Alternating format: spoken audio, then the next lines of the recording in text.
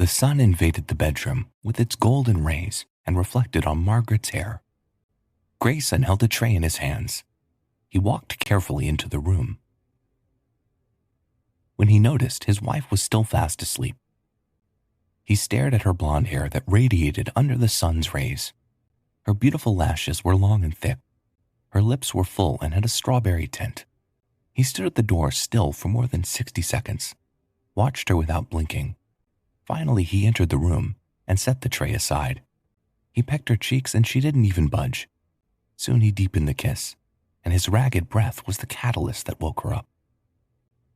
All along, she thought she was dreaming, yet the man was on her bed kissing her. She tried to push him away, but Grayson's muscular arms didn't bulge. He pried her lips open and inserted her tongue. Her mouth tasted a bit sour, but he loved it. Margaret bit his tongue, but he endured the pain. He slowly raised the duvet on her body, carefully climbed on the bed, and then pressed her while she tried to free herself. Soon Margaret stopped trying to push her husband away and started to move to meet his gentle yet intense thrust. Her moaning filled the room with warmth. It was like a melody to Grayson's ears. Grayson and Margaret had been married for 2.5 years, yet every day still felt like the first time he set eyes on her. Some years ago, a woman bashed into his car while trying to reverse. Other women would have stepped down from their car and apologized for their mistake, but Margaret did not. "Why is your car parked here?" Grayson felt his ears go red. The overdressed woman had bashed his car and was trying to push the blame on him. Grayson gouged her dress from head to toe and immediately knew she was one of those women trying to climb into his bed. He shook his head and looked at her with determination because he would teach her a lesson. He laughed dryly and said, "You think this lame joke of yours will get you into my bed? You must be dumb then." "How dare you call me dumb?" Grayson sneered in his heart. He had seen countless women pretending to get close to him. "There's no way I will let you go unless you fix my car. I know you hit me on purpose. I've seen almost every girl throw hints at me, but none had dared to hit my car." "Who the hell do you think you are? Boston women might be head over heels for you, but certainly not me. You certainly aren't my type, and I don't even know you. Fuck off." She yanked her hand from his wrist. She walked to her car and threw roughly $1,000 at him. "There you go, broke boy. Fix your car." Grayson was shocked at how everything played out. Before he could get to his senses, Margaret entered her car and zoomed off. The following day, Grayson was on the headline again, but the headlines were different. "Woman throws money at Boston's most eligible suitor." "Billionaire Grayson forces woman to pay for car damages." "Petty Grayson. Grayson forces woman to pay for car damage." The headlines were pretty outrageous. Margaret was in her office when her secretary informed her that the press had requested her. The media escalated the story and kept following her around. Eventually, she lost her job due to the pressmen's constant disruption at her place of work. For months, Margaret was forced to fake a relationship with Grayson for the media. Soon, it blossomed into a fully fledged love story. The couple stood up from the bed. Grayson carried Margaret into the bathroom. He cleaned her up in the bathroom, and while doing so, he felt heat rise in his body. Lately, Margaret had been punishing him sexually. Today, he was determined to make the most out of it. However, she felt something poke her. She demanded the sponge, but Grayson refused to hand it over. Soon, they started dragging the sponge. By the time Margaret decided to let go of the sponge, Grayson wasn't expecting it, so he lost his balance and fell. She tried to assist him and discovered that he was bleeding. She called for an ambulance, and he was rushed to hospital. At the hospital, Grayson's mom, Patricia, showed up. She looked at Margaret disdainfully. She never liked her from the day they met. She believes Mag's nagging would be the death of her son.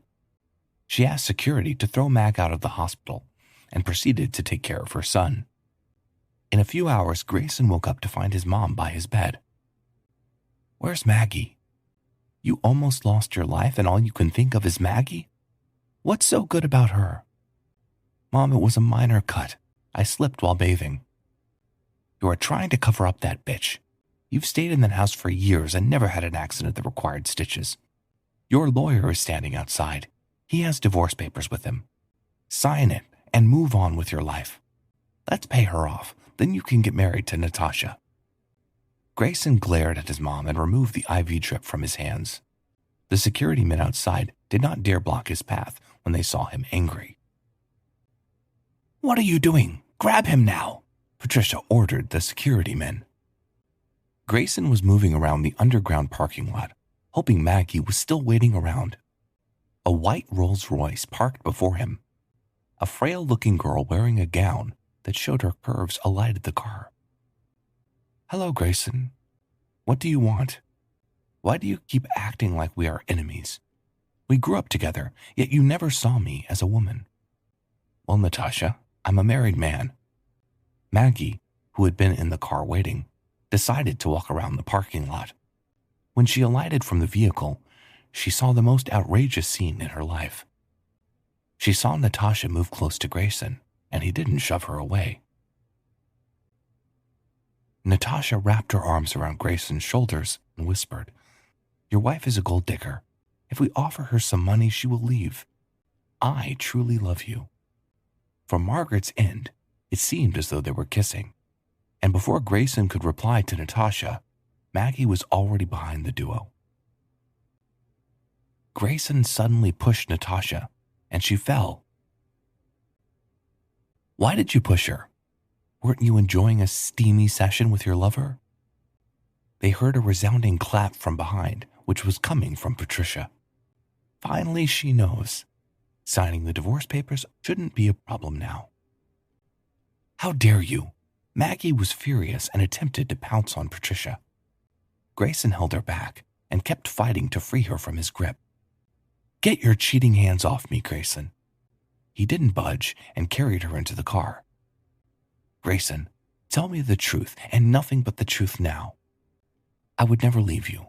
I wedded you in the cathedral and said my vows before God and man, that I would stick with you till death do us part. Trust me." Grayson, the lawyer, was there, and you kissed Natasha. My mom bought in the lawyer. She wanted me to sign the papers. Natasha was telling me to offer you money because she believes you are just with me for the money. We didn't kiss. She just suddenly held my shoulder and leaned close. Maggie laughed hysterically. "You must think I'm an idiot. Stop the car now."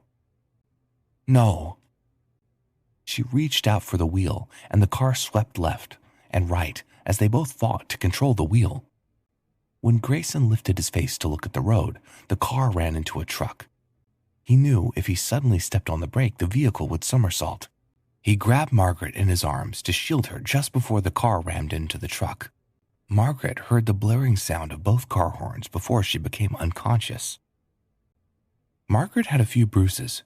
She didn't wake up until 1 week later because she was in shock. The smell of disinfectant invaded her nose and appalled her. Images of the accident flooded her mind. She remembered her husband had shielded her before the crash. She removed the IV and got out of bed. At the hospital reception, she heard the broadcaster mention the burial of a particular business mogul, Grayson Humphrey. Her eyes widened in shock. She quickly hailed a taxi to St. Mary's Cathedral. On her way, she kept praying the news shouldn't be true. When she entered the church, she saw Patricia paying her last respect. Immediately, both women saw each other and they froze. Mag ran to the coffin and collapsed before it. On the other hand, Patricia felt angry seeing the daughter-in-law she was dissatisfied with. "Wench, I told my son he would be the end of you. Yet he didn't listen. It would help if you were satisfied since he is dead. Somebody kick her out of this place." Patricia yelled at Margaret. Margaret went back home devastated. Everything in their home was just as they had left it.